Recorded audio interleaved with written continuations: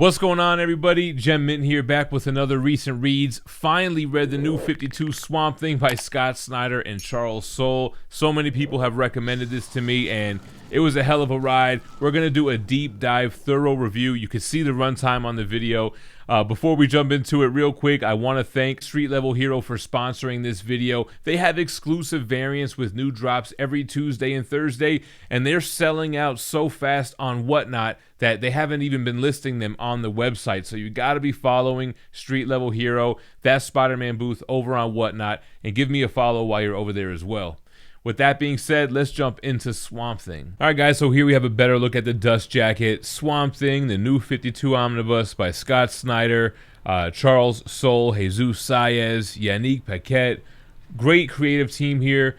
We can see the spine, we can see the back. So this collects issues 0 through 40 of Swamp Thing from the new 52, plus the Villains Month 23.1 issue, Swamp Thing Annuals 1 through 3, Futures End issue 1, plus it has Animal Man 1217 and Aquaman 31, retailed $125. You can see the inside of the dust jacket. Just gives you a biography on Scott Snyder and Yannick Paquette, which is interesting because Charles Soule does so much on here as well. Then just a little bit about Swamp Thing here. The hardcover of the book has a nice wraparound color, and this is what you'll see a lot of in the paneling and the actual structure of the story. I go into the front page, nice cover page.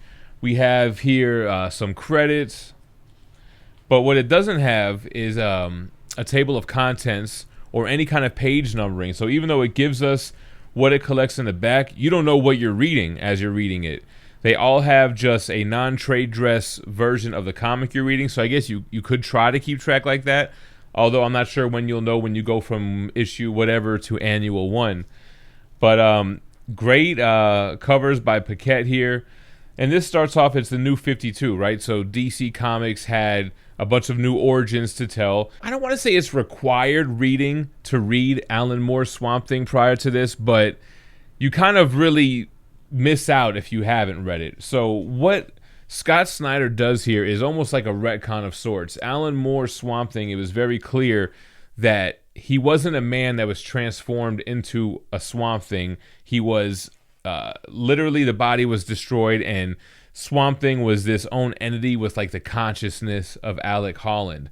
Well, the retcon here is that all happened, but the Parliament of the Green restored the original Alec Holland's body, brought him back to life. So everything that Swamp Thing did during the Alan Moore run still happens, but Alec Holland is called to be the champion of the Green and called to be Swamp Thing. So that's where the Scott Snyder run starts here. And he does the first half of this run, and then it goes over to Charles Soule, like I said. But we're going to continue to go through the Scott Snyder stuff until its epic conclusion, and then get into a whole bunch of craziness with Charles Soule. So here we can see Alec Holland as a human, newly having the Swamp Thing powers. It's weird for him because he has the memories of Swamp Thing. He has the memories of Abigail Arcane, but it really didn't happen to him. It just happened to his consciousness that was inhabiting a Swamp Thing husk, if you will. So here we go with the aesthetics of the book. You have the paneling, like I said, which looks like it's vegetation. It could be vines or what have you. A lot of green theme throughout here. And when you're doing a Swamp Thing story, you really have to pay attention to the artistic nature of it. There's such a high precedent set with the Alan Moore run and others that you have to go all out with that. So this beginning of the arc, we're introduced into this child who has a connection to what's called the Black or the Rot.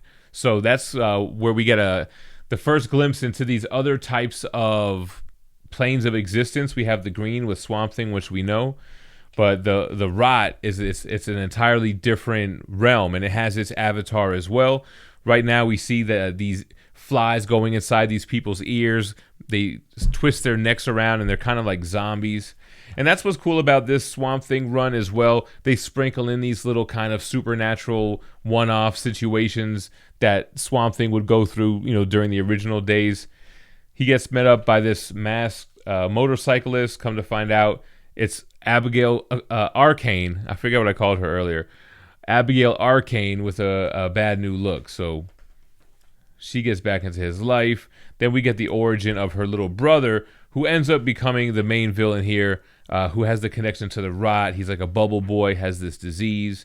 And I really like the picture that they paint with Abigail and Alec Holland and their roles, and how they're like, they love each other, they're in love, but her being from the Rot and have a connection to it, they can never really truly be. Here we can see the Rot calling out to William Arcane, and it's in the form of these dead fish on the wall, and just giving us his origin, his backstory, how he came to learn his powers and use them. Now Abigail knows what her brother's up to, so she's gonna help try to take him down with the help of Alec Holland, who's now the new Swamp Thing. Now what they do here is they make it so that Alec can be even more powerful. He can kind of take on the true form of the Avatar, whereas I guess that prior iteration of him could never really achieve that. So that's kind of like, I don't know how fans feel about that. It's kind of cool. I mean, where does Alan Moore leave you to go? And Scott Snyder almost does the same thing to Charles Soule as well. It's like you take Swamp Thing on such an epic adventure. Like, where do you go when you start a new run? Loved all this. Loved the telling of the green throughout the eons of Earth and its role versus the Rot. And throughout this omnibus, we're going to get introduced into others besides the Rot, which is also very dope. Here we have Abigail and Alex. So they're kind of drawn together. They have these memories together, although it wasn't really them that experienced it, which is kind of weird. And then we have little baby brother William putting together this army of the Rot. So this is all going to lead into this big Rot world crossover with Jeff Lemire's Animal Man during the same time, during the New 52. So we're going to get those Animal Man crossovers, and I think I'm going to just go ahead and read that omnibus. I'm a fan of the character and the creator, and I would love to see the other side of that story. But for now, we have just little William finally approaching Abigail and Alec, and we see Alec starting to use the Swamp Thing powers to fight him. So this is new for him. Like we saw Superman earlier, this is the New 52, so it's like new versions of all these heroes. But it's the same Alec Holland, just kind of like that little comic book loophole to make it new, you know? Now, this is a hell of a ride, this omnibus, man. I don't know if it's going to be easy for me to go through all the ups and downs again in reading this, because there's so many epic proportions that happen with the Green and with the Parliament. So I hope we get through it all here. Yeah, so here we actually see the Rot literally take over the world. Scott Snyder does something interesting here, and he actually takes us to where the Rot wins, but finds this way to bring us back in time. So we see everything destroyed by the Rot. We see our heroes get destroyed as well, so we'll get to that shortly. Yeah, here shows where the Rot actually destroys the Green. Alec Holland did not basically bond with the Green to become its avatar.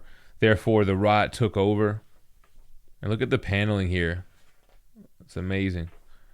And look how it goes from a world of rot and disgust to the world of the Green, which is on fire now, symbolizing also Alec Holland's original death.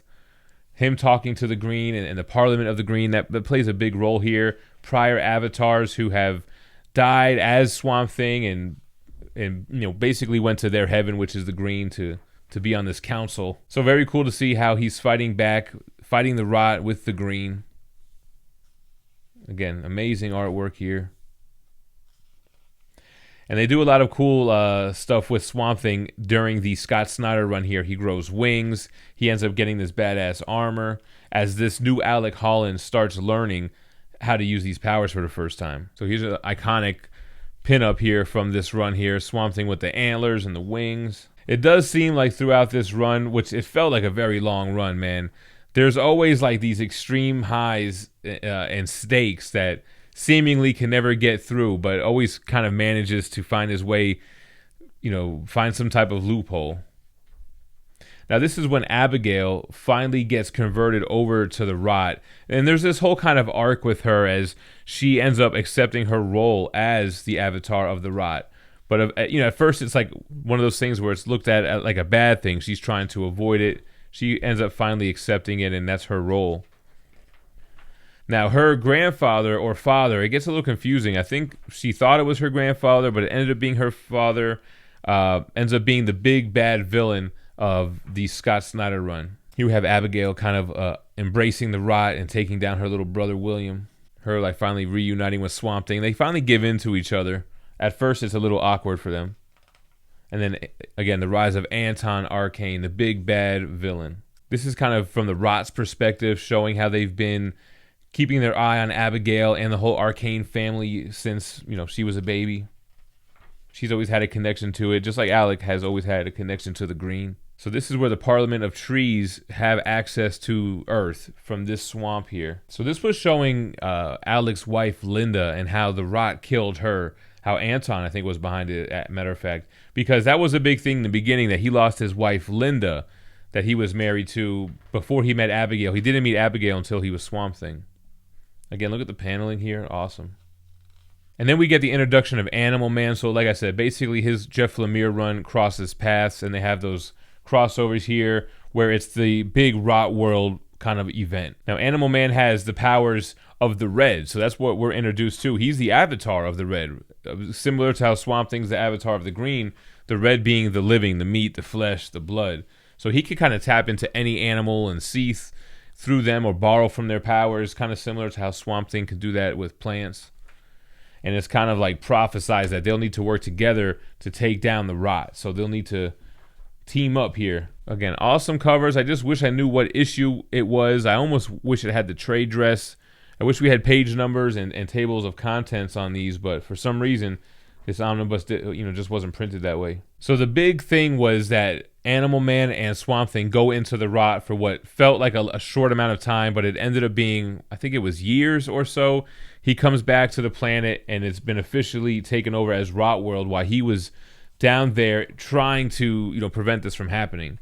So that's what's going on with this whole arc, which basically ends up getting reversed. Like, this is not the future that we end up living. But I liked how they incorporated Poison Ivy here as kind of someone who has a connection to the Green, as well as one of the last living people on Earth at this point in time. It's showing how all the heroes were taken over by the Rot. Now, there was this kind of confusing thing during this arc of repressing Alec Holland's memories and such, and him meeting Abigail in this town with these poisonous flowers. It was kind of just like this weird callback on how they had actually met before he was Swamp Thing in the past. Yeah, so when Swamp Thing finds out that he actually had that experience, he goes berserker. He wants to kill Anton Arcane. Now, Swamp Thing really flexing his powers. Like, he starts to realize that he is the Green, right? He can make himself gigantic proportions and can just stomp out and be everything at once. So he has really godlike powers here as well. So the Rot World stuff does tie into Batman in this weird future where Batman has been compromised and Man-Bat is there. Actually, it's Barbara Gordon who has the Man-Bat serum. But I like how it kind of shows us what happens to Batman. It shows us what happened to Superman here, which we get here now. Still in this Rot World arc was a huge, overspanning many issues. But I really like where it leaves us with Abigail Arcane at the end of this. Epic battle here. They have to use this big Justice Buster of a bat tank to let this, gas go off in the atmosphere, and it's hard to get it up there, especially with all this fighting that's going around. Really horrific and creepy what they do to like Animal Man's daughter Maxine and stuff. It's pretty horrific and brutal, this battle with the Rot. So basically they're able to get the gas in the air, obviously, and let the Green start raining down on the Earth once again to get rid of the Rot. And then I guess they strike a deal with the Parliament of the Rot. Arcane has gone out of control. He's abusing his power, and I guess that's the loophole they use to go back to the right time before Rot World. Abigail goes into her final form here as an avatar of the Rot. They make her a worthy successor to Anton, who's corrupt and wants to destroy. And here we go back on Earth, the Green taking over. And then this ends the Scott Snyder run. Basically, they win and Rot World never happens, and they get to go back. Now, moving on to the Charles Soule run. Swamp Thing, he struggles with his responsibility. Right now, he's trying to fix everything as it comes up. And he wants to speak to Superman, because how does Superman deal with it, right? He can't help everyone. He can't be everywhere. And then if Swamp Thing fixes one thing, it can kind of damage the ecosystem of another thing. So kind of an interesting take. And Charles Soule ends up, I was thinking, like, where do you go after how big of a scope that Scott Snyder took you? He basically went to the Rot, was the end of the world. It was Armageddon, and we came back from that. So now we're here. Swamp Thing's trying to be a superhero or something, and we see how he struggles with it. Swamp Thing went out of control, and similar to what he did in Gotham City back in the Alan Moore run, he did to Metropolis, and it got covered with the green. He lost control is basically what happened. So this is where he tries to have the heart-to-heart with Superman. And then we run into a character who will become pretty important for the rest of the Charles Soule run, a character, a female warrior who's been around for almost 1,000 years. She asks for sanctuary, and then we get into this whole thing. So the Murder Poet is her nickname. She's basically a mercenary, and her name is Capucine. Is that how you pronounce it? So the kind of ongoing joke is she tries to tell Swamp Thing her story, but she keeps getting interrupted by him as he has to always interfere with one thing or the other. Then we learn what the sanctuary was, essentially a deal that she struck with a prior avatar of the Green, so Swamp Thing is not really bound to it, but he wants to basically investigate it a little bit more to see if he should help this person. And it can't be a Swamp Thing run without some John Constantine, so this is where we're introduced to the Cedar.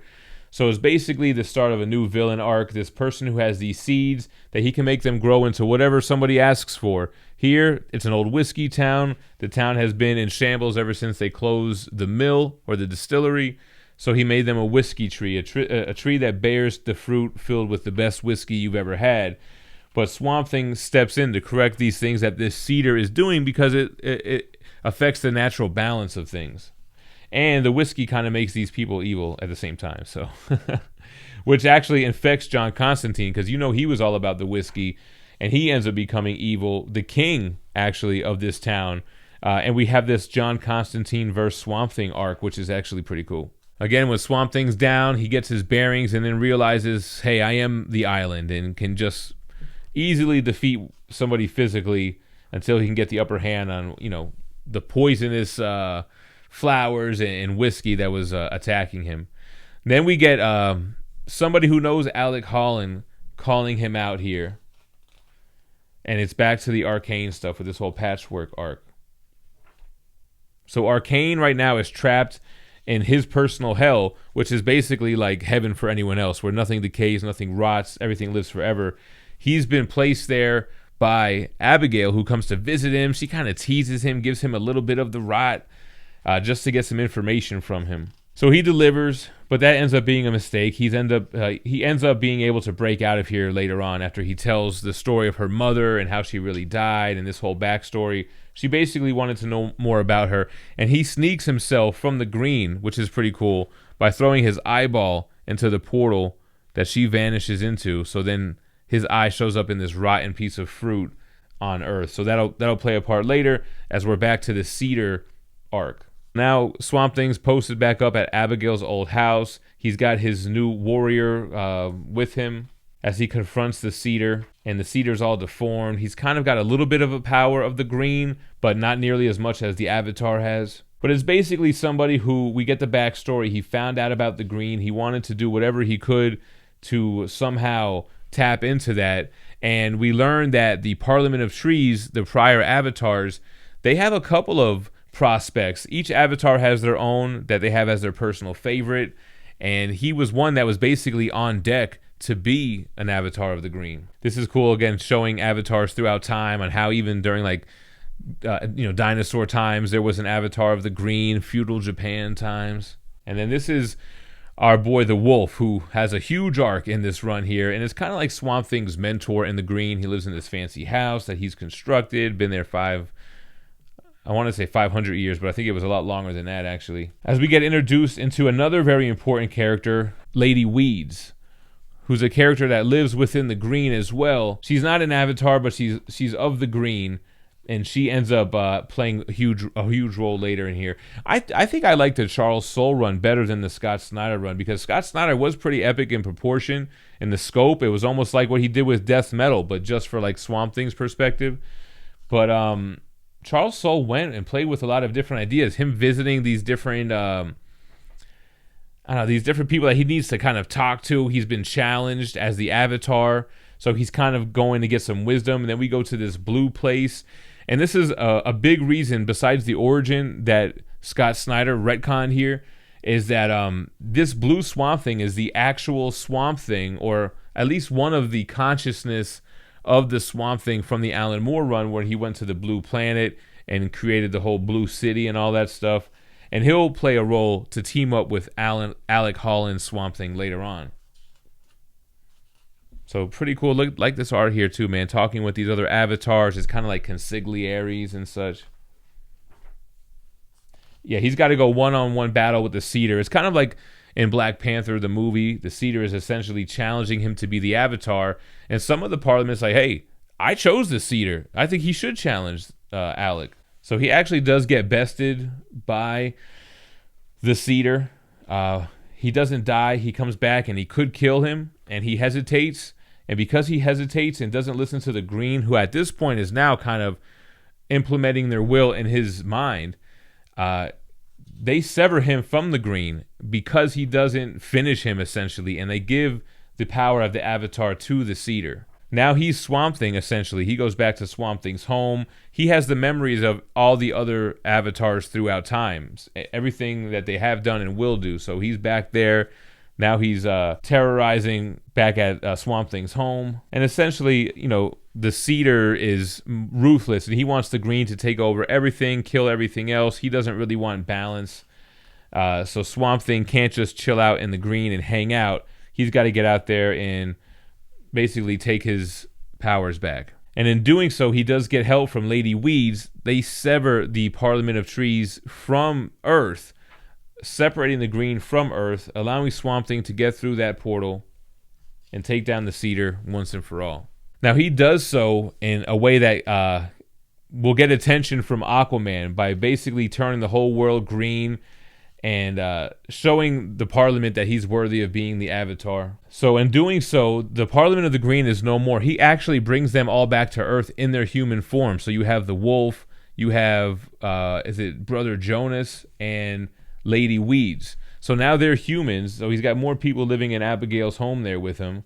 Takes them out to Mardi Gras to experience human life again, because it's been some centuries for some of them. And this scene actually becomes important later on in the book as well, with the Wolf's plan. So now that Swamp Thing's back, he's going to get Capucine, how do you say her name? Who blows him out of the sky immediately. She's on this home with no plant life around him so that the Cedar can't get her. But Swamp Thing is back, so now she can finally tell him her story without interruption. It involves Etrigan, the rhyming demon, who has hold over her. And then we get introduced into this cult, the Serene, who worship the avatars throughout time and can also help Alec by putting him in a human body and letting him experience that while they hold him down as Swamp Thing in the Green. So he does this a few times throughout the run, and I'm always like, why would you do that? Of course now you're vulnerable. Of course the Serene take advantage of him, and they try to steal his power, and that they're really working for the Wolf the whole time. So it's just kind of stupid how he puts himself in those predicaments. Meanwhile, Capucine and one of the Avatar of the Green fall in love. So Swamp Thing gets betrayed here. He's basically stuck on human form, and his body is stolen to be experimented on. Lady Weeds can't have any green power, so she just gets tatted up. She's acting pretty crazy. So they're experimenting on Swamp Thing, trying to basically have mediums use the power of the Green. It hasn't really been working out too much. Then we meet this character. This character ends up becoming important as well. We find out that it's basically another avatar who steals human bodies. They're supposed to be the avatar of fungi, but they don't want to do their job. They don't accept it. They just inhabit a human body until it dies and move on to the next one. So this avatar plays a role a little bit later as well, as humans are trying to weaponize the Green and Swamp Thing. But essentially, that female character was really this monster, this avatar of the fungus, or fungi, or whatever they call it, the gray. So similar type of connections to those elemental properties, but different than the swamp or the Green. And here's Aquaman. Like I said, this ties into an Aquaman issue, which now looking back, I could tell this is the Aquaman issue, but I would have liked to know, and I guess maybe this would have helped, the Jeff Parker written Aquaman story. Again, it wasn't really that big of a deal. Swamp Thing greened the earth to basically take over the Green and then put everything right back, but Aquaman was still pissed. I mean, that's kind of what happened here. This issue here where Swamp Thing goes underwater and there's basically like this tumor or cancer, like sentient piece of the Green, but it's not a part of the Green, and it's attacking things, and it can be very dangerous. The Aquaman stuff ties into that as well. But we find out that the wolf basically created this thing. It has a German name. I don't know how to pronounce it. I can't even see where they've given it a name. Right here. Krutenblutzler or something like that is what it's called. But essentially what we have to do is fight that creature in the green and in the physical world at the same time. And basically ends up being no big deal. So this is where we find out like the true plans of the wolf and Lady Weeds and how diabolical he really is, and how ever since that New Orleans day, he's been working on multiple plans to defeat Swamp Thing, to get back into the green and all this. He has this one plan to have creatures from the red basically attack him anytime he's on Earth and not in the green, just to kind of keep him on his toes. And he's the whole reason why it's been one catastrophe after another. And just trying to keep him off balance, they end up killing this brother Jonah, not Jonas. So Lady Weeds essentially turns the wolf into this just crazy creature, just another thing that Swamp Thing has to battle. But it's not going to be the end of the Lady Weeds arc. What's interesting here is that she gets taken down by Swamp Thing's other lady warrior, who paralyzes her, cracks her in the neck, leaves her paralyzed. So now not only is she trapped on Earth without powers, she's trapped on Earth and she's paralyzed. And then we get introduced into this being. We are Calculus, which is a new, what do you even call it? Dimension? It's essentially the birth of the machines, which is like the green or like the rot. And what we find out is that the green was the first to exist, and things like the fungus and the dividing or whatever, the rot, the red, that all came after. So Swamp Thing is asking the other avatars, like, hey, what do you do when a new world pops up? Because it's, you know, they've been around for that, but it's a first for him. So it's cool for us to get to see a new plane of existence emerge with the machines and like kind of the internet, essentially. So Capucine's 1,000 years is up. Etrigan's going to come to take her soul. She's dying. She's saved Swamp Thing many times. She's proven to be loyal. So Swamp Thing agrees to let her basically swap bodies with him so she could fight Etrigan once and for all, so he doesn't get her body when she dies. But Etrigan really, he has everybody fooled, right? So Capucine has Swamp Thing's power. She's fighting him. At the same time, he's projecting his consciousness to talk to Alec Holland, saying, yo, you messed up. She's not going to give you the powers back. And kind of making all of her moves look intentional, all leading up to this, even falling in love with brother Jonah and all that stuff. So you're kind of like, damn, is she going to betray him? And did he really fall for it again, trying to save one of his friends? But nope, she does the right thing. She comes back. They switch bodies. And because now she has had a connection to the green where she had it before, she gets to go to the green instead of just dying. So that was pretty cool. That looks like it's the end. However, the story does continue with the War of the Machines, who end up becoming called the Rhythm.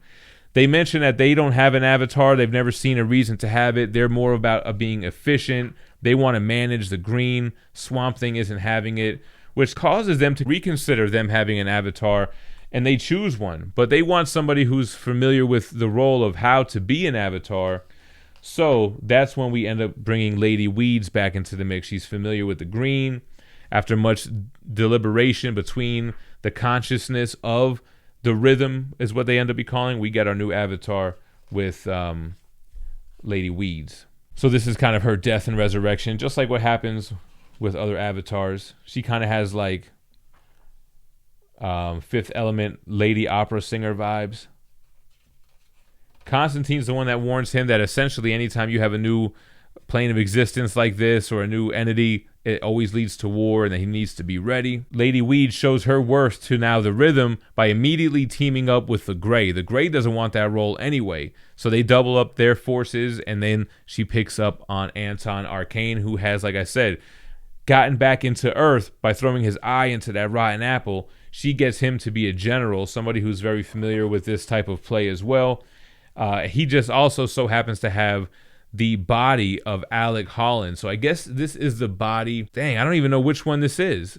I think after Swamp Thing, when he actually bonds with the green and leaves his body behind, which hadn't happened in Alan Moore's run. His body was disintegrated at the laboratory in that run, or something along those lines. So then we get the War of the Machines, which is a pretty cool way to end this arc. Again, taking it to levels like, where do you go? Okay, well, shit. Well, let's make a whole entire new dimension. It's not the green, it's the metal, it's the rhythm, and it has its own avatar and everything. So pretty cool. This guy I didn't touch on, but he's part of the Serene. He's really the only one who knows how to perform the ritual to basically Freaky Friday these people and put them in their consciousness in other people's bodies and such. Then we get like a zombie Alec Holland here working for, I don't even know if it's part of the gray, the black, the metal, or what at this point. And it's another situation where it seems like Swamp Thing has gotten himself into an impossible situation where he's dead, he's not connected to the green. It seems like the avatar of the rhythm has defeated him, as Lady Weeds basically destroys her parliament as well, and now she's the sole embodiment of that world. It takes Swamp Thing to basically unlock everyone that he had prisoner in the green. All those prior avatars are still alive there. He brings them back to have an army of Swamp Thing to essentially take down this new threat, and that's where we're going to get into the final arc here, this reboot storyline with this big epic war between these realms. Now, what gets crazy here is that Charles Soule does a Grant Morrison. Swamp Thing finds himself crashed into a library and on top of a Swamp Thing book. And then we get this kind of breaking the fourth wall dimension of this world that's essentially stories, the avatar of stories and such, and his pages. You better hurry up because your pages are running out as we're running out of the book. So it goes like crazy meta for a little bit, introducing us to this other type of plane of existence. And Swamp Thing goes back to fight the avatar, of course, winning, not destroying the world because he understands how it's new. It's such a young, it's a puppy. So basically just putting it on timeout, got rid of the bad seed avatar, and that essentially ends the run as he ends up reading the rest of 100 Years of Solitude for Brother Jonah, who has now sacrificed himself back to the green. And then this kind of feels like this is the Future's End.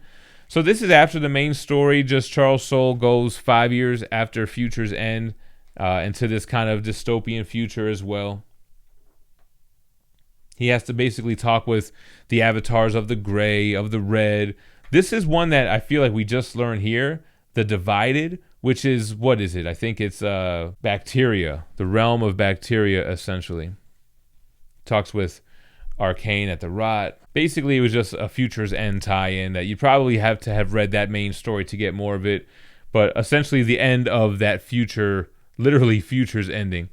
And then that's the end of the book. We have some character designs here, some original art, some of the crossover stuff with Animal Man, mock-up for covers.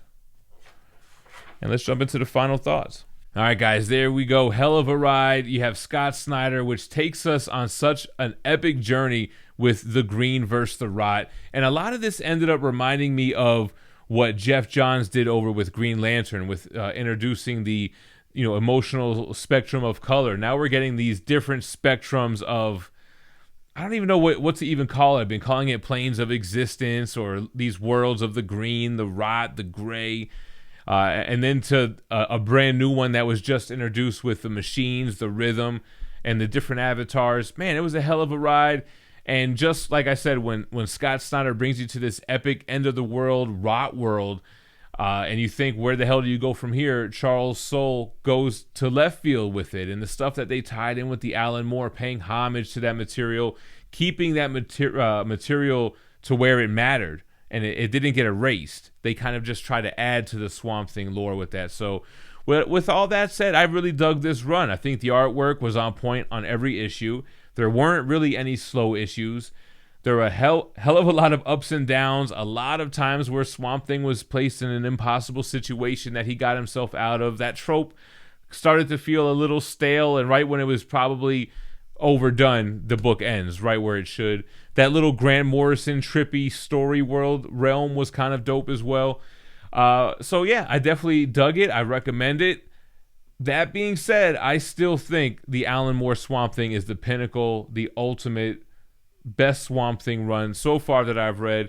This one is up there too, but Alan Moore's still the GOAT for me.